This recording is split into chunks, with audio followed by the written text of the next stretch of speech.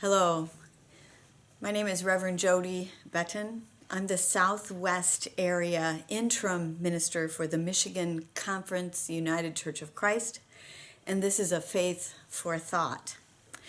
I just returned from the Creating Change Conference, an event of the National LGBTQ Task Force. It was in Philadelphia, the city of brotherly love and sisterly affection. And I want to share with you just one thing I learned from a very practical workshop that I attended. There's a track for faith leaders, and this workshop was called Transforming the Faith Community for Full Inclusion.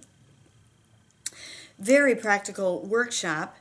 Briefly, the presenters described 4 areas of initiative that a church might take when advocating for change. So the first area would be visibility, making your initiative, your change need visible. That might mean wearing a rainbow comma button or a Black Lives Matter button when you're out and about. It might mean putting a sticker on the front door entrance to your facility that has a wheelchair with a line through it, like this is not wheelchair accessible. The second area of initiative is the area of education. So how do we educate our communities about the need for change? You might get a wheelchair user to come to your church and demonstrate, show all the areas in the church that are not wheelchair friendly or handicap accessible. You might invite an LGBTQ person to come to your church and talk about what it means to feel welcome in a community of faith. So there's visibility and education. Then there's community building. So you might build a relationship with an organization that actually serves folks who are handicapped or who have physical disabilities.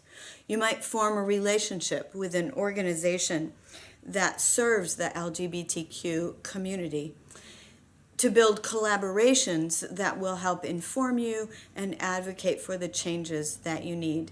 And then the fourth area of initiative would be advocacy, so to take some action. In your faith community, you might actually approach the folks who have the power to change the way the outdoor facility, the door that enters your facility into a handicap accessible door by putting a button on the building that actually opens the door that's within reach of the wheelchair user, for instance. Or you might actually go to your congressperson or your local politician if there's a local bill that's up for a vote and advocate for a particular stance on that bill.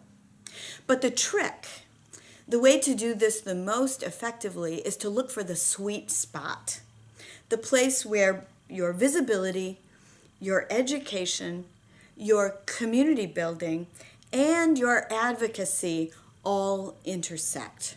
So, in the case of advocating for handicap accessibility in your church, you might actually bring a wheelchair user, or better yet, find someone in your community who's a wheelchair user, to speak in front of your congregation, and then to meet with the leadership to advocate for a change in the outdoor entrance to your facility, for instance.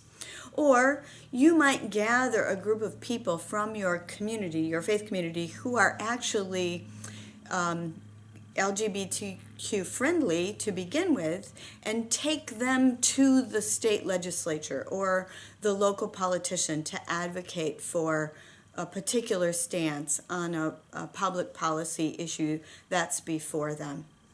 So finding the sweet spot means combining visibility with education, with community building, with advocacy.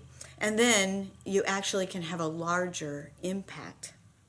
Now, I know that none of these initiatives for change are easy. Change is not easy. We like things to be the same.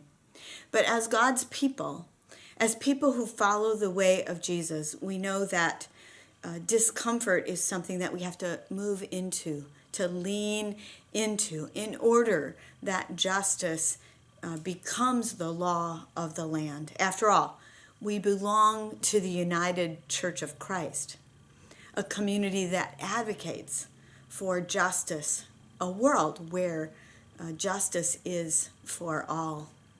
I encourage you today to not be afraid, to move into that reality.